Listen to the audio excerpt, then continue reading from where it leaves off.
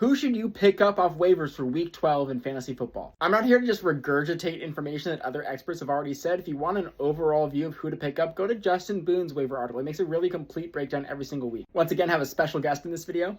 I usually like to just sponsor my own companies, my own businesses, but Baby Bjorn, if you're looking for a sponsor, I'm your guy. Here are Justin Boone's top 10 pickups for the week. I'll talk about each of these guys along with 3 guys that should definitely be on the top 10 in my opinion. I'm fine with Alec Pierce. I've been saying for weeks he's a good pickup before his breakout. Just know who you're getting. This is a boom bust guy. If he doesn't have a big play any given week, and it will happen eventually, then he's not going to be great, but in the meantime, he's an elite weapon in a top offense. However, he has no business being above Emmanuel Wilson in my opinion. Emmanuel Wilson is a guy who could be a top 10 running back if Josh Jacobs is out for an extended period of time. The situation in Green Bay is amazing. They give their running backs goal line carries. He's a very good bet for a touchdown any given week. Very high floor. I also don't understand how Sean Tucker is not in the top 10. He's a top 3 guy for me. The question is him or Emmanuel Wilson in my opinion for number 1. If you've been following me, especially last week, he was the main guy I was talking about. Hopefully you picked him up and started him like I suggested. You guys have seen this season. I have a pretty good track record of guessing these things. This is part of why I've won 30...